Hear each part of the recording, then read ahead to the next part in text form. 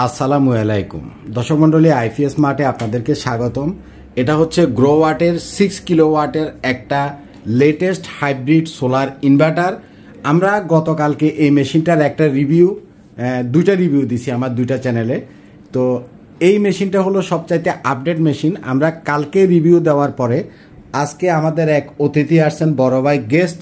উনাকে আপনারা অনেকেই চিনেন, কারণ উনি অনলাইনে উনার অনেক বড় একটা চ্যানেল আছে।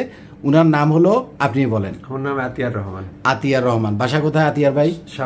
সাভার কোথায়? বাস স্ট্যান্ডে। কি কি দিন নিচ্ছেন আমাদের এখান থেকে বলেন। 6 কিলোওয়াটের একটা সোলার ইনভার্টার এবং সাথে এটার ফুল সেটআপ টেক ওয়াইজের আমরা 10টা এন টাইপের সোলার প্যানেল দিছি। আপনারা আমাদের চ্যানেলে টেক ওয়াইজের সোলার প্যানেলের রিভিউগুলো দেখবেন।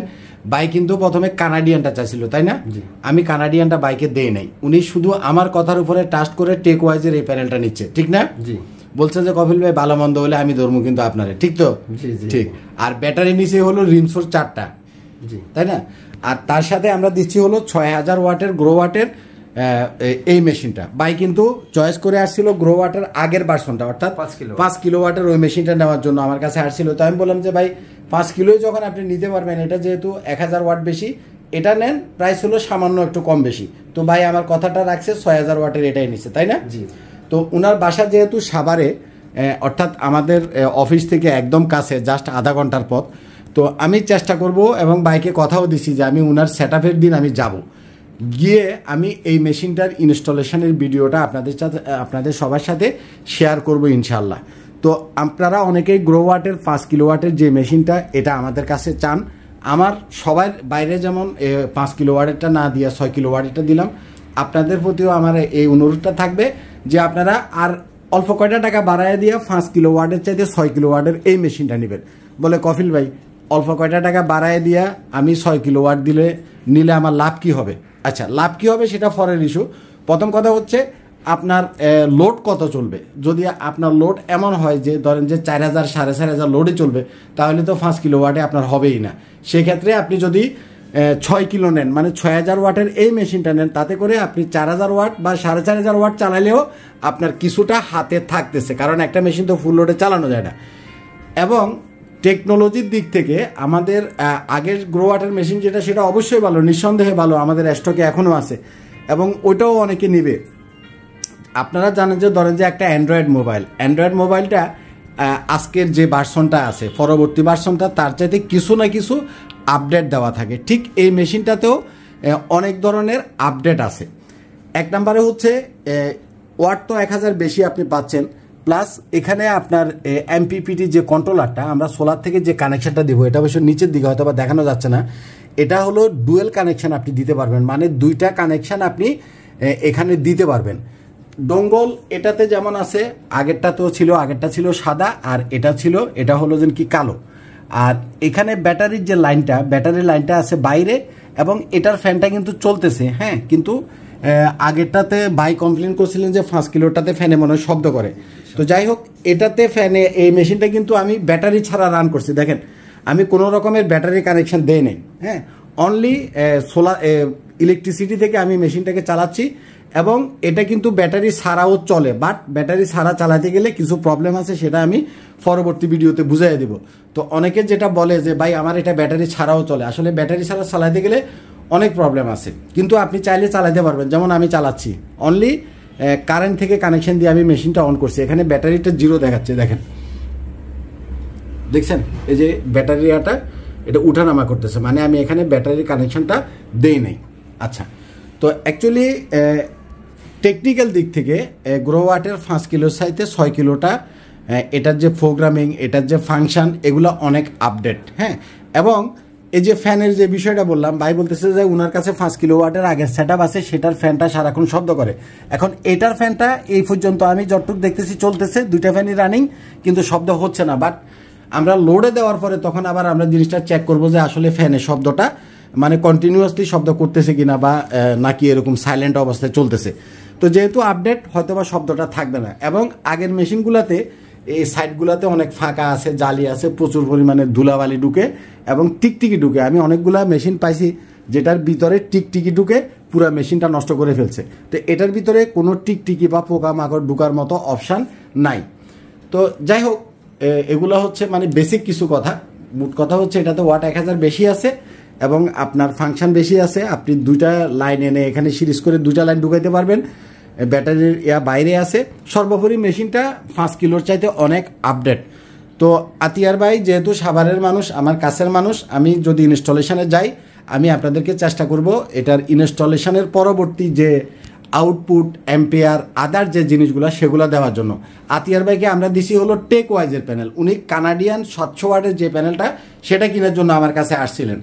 তো আমি ওনাকে কানাডিয়ানটা দেই নাই, আমি দিছি হলো টেক ওয়াইজের এন টাইপের 700 ওয়াটের পরিবর্তে 580 ওয়াটের প্যানেলটা। তার কারণ হচ্ছে টেক ওয়াইজের এই প্যানেলটার বিওসি অনেক বেশি, অর্থাৎ টেক ওয়াইজের 580 ওয়াটের এন টাইপের যে প্যানেলটা এটার বিওসি হলো 51.98, অর্থাৎ 52, প্রায় 52, 2 কম, প্রায় 52 হলো যেন কি বিওসি। তো আপনারা জানেন যে প্যানেলটার ওপেন সার্কিট ভোল্টেজ যত বেশি হবে সেটা থেকে তত বেশি অ্যাম্পিয়ার আসবে, সেটা থেকে তত বেশি আউটপুট পাবে।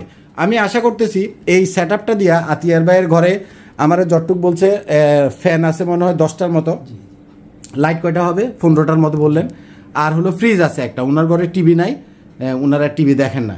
তো 10টা ফ্যান, টিভি, এগুলো তো মনে করেন যেমনই ওয়েদার থাক আমার মনে হয় যে সারাদিনই সোলার থেকে চলবে। অ্যাটলিস্ট যতক্ষণ দিনের বেলায় সানলাইট আছে ওনার 0 ইলেকট্রিসিটি কস্ট, 1 টাকাও ইলেকট্রিসিটি বিল আসবে না। আর ব্যাকআপের হিসাবটা আমি বুঝাই দিই। আতিয়ার ভাই হলো রিমসোর 4টা ব্যাটারি নিচ্ছে 200 অ্যাম্পিয়ার, তাই না? এখন একটা হিসাব আপনি বুঝেন, এই মেশিনটা হলো 6000 ওয়াটের মেশিন। তো আতিয়ার ভাই এরকম 200 অ্যাম্পিয়ারের রিমসোর 4টা ব্যাটারি নিছে। রাত্রেবেলাতে তো আমার সোলার থাকতেছে না, দিন নিয়ে আমার কোনো টেনশন নাই। এই হিসাবটা অনেকে আমার জিগায় যে কফিল ভাই আমি ব্যাকআপ কতক্ষণ পাবো। 200 অ্যাম্পিয়ারের এরকম যে কোনো কোম্পানির আপনি ব্যাটারি নেন না কেন, 1000 ওয়াট লোডে একটা ব্যাটারিতে আপনি 1 ঘন্টা ব্যাকআপ পাবেন। এই হিসাবটা একটু বুঝেন।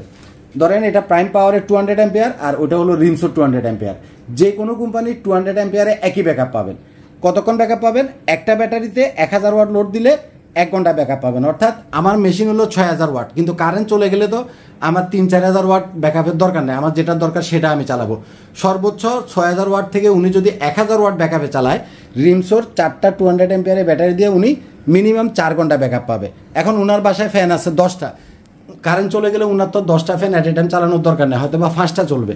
তো এবারে যে 5টা ফ্যান তার সাথে কিছু লাইট টাইট মিলাইয়া ধরেন যে 600, 700 বা 800 পর্যন্ত তার লোড চলবে। তো 800 পর্যন্ত লোড যদি চলে তাহলে উনি 4 ঘন্টার বেশি পাবে, কারণ 1000-এর কমে লোড। অ্যাটলিস্ট ধরেন যে 5 ঘন্টার মতো উনি বা 6 ঘন্টার মতো ব্যাকআপ পাবে। তার আউটপুট কত তার উপরে ডিপেন্ড করে।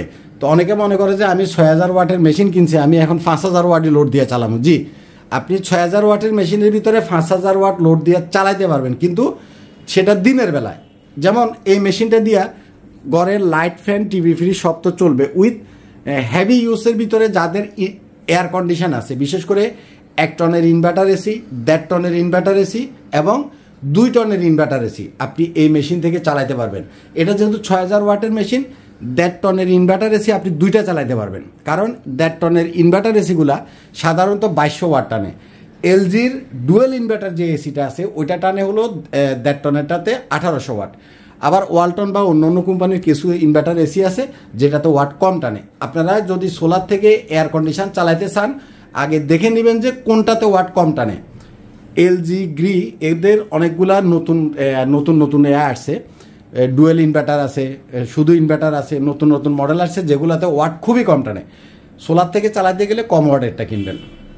আর আপনি যদি অ্যাজ ইউজুয়াল যে কোনো কোম্পানিরটা কিনেন, আমরা 2200 করে হিসাব করি 1.5 টনে, তাতে করে 2টা ইনভার্টার এসিতে আপনার টানবে 4400 ওয়াট। আপনি সর্বোচ্চ 2টা পর্যন্ত ইনভার্টার এসি দিনের বেলায় সরাসরি সোলার থেকে চালাতে পারবেন, আপনার কোনো ইলেকট্রিসিটি বিল আসবে না। কারণ আমরা শীতকালে আমরা সাধারণত ফ্যানও চালাই না, এসি তো দূরের কথা, অর্থাৎ লোড বেশি চলে না।